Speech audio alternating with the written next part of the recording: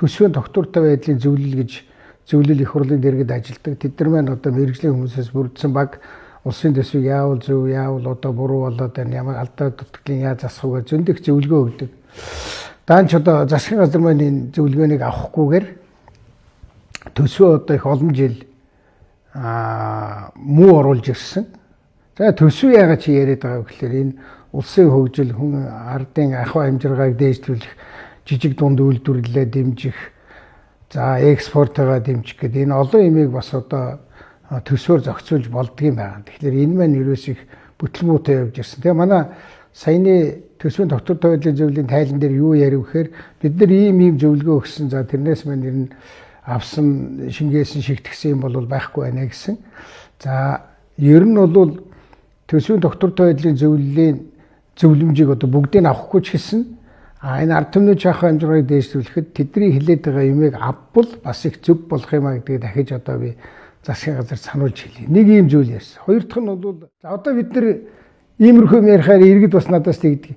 Тэгээд нэг баахан цаас яриад нэг баахан тэгээд хийгээд ингээд алах гэдэг нэг дэх юм. Ахуй амжиргаа дээшлүүлэх юм яригдж байгаа мó их хурл дээр чи гарч байгаа шийдвэр байгаа мó байхгүй байгаа.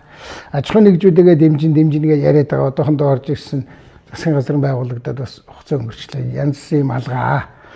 За ийм ахуй амьдрал, аж ахуй нэгж, экспортыг дэмжих, импортыг орлох гэдэг нэлээд асуудлууд маань одоо хүлээгдэж байна. Тэгээ одоо хавраас наашаа ярих байлгүй. За эрдээс над руу ирж байгаа одоо дуудлагуудад бол мессежүүдэд бол юу гэхээр хоёроос их хурл чинь хэрэлдэхээс өөр хийх юм байхгүй байна гэсэн. Тэгээ одоо тэрнтэй холбоотойгоор надаас бас асуусан байлаа. Та тэр харьбины гэрээ байгуул гэрээг шалгах ажлын дэмжиж байгаа мó 110 сая доллар хэрүүл яваад байгаа шүү. Тэгэхээр би болохоор гөө ер нь одоо манай ард иргэд чинь мэдэх хэрэгтэй юм чинь тэр одоо 110 сая долларыг хэл авах гэж юу болсон юм.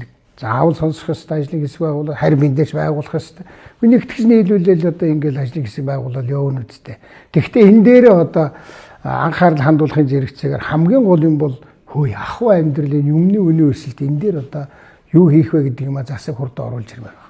За ер нь тэгээд хаагаад нуугаад байхын хэрээр юм чи ялзраад муудаад дээр нь хүмүүсээ ахуй амьдрал тэрний чинь үр дүнд хүмүүсээ ахуй амьдрал өсөө өдөхгүй байгаа үстэй. Ил тод нээлттэй төдөн дөөрөг тэрэнд зарлаа. Энэ одоо туулын хурдны зам дээр бол ингэлээ. За тэр гэрээ чинь бол ингээд ийм зөв болцсон юм а. Ер нь бас буруутгаад байх чинь байхгүй. Иргэд ерөөсөө мэдээлгээд байгаа байхгүй. PR-ын энэ сошиалэр яваад байгаа дайнаа нэг тийшээ болгооч. Тэгвэл бид нар бас оролцож мэдээгээд байгаа. Иргэдийн тэр мэдэх хэрэг нь бол зөвөө. Энийг бол нээлттэй байлгах зүйтэй.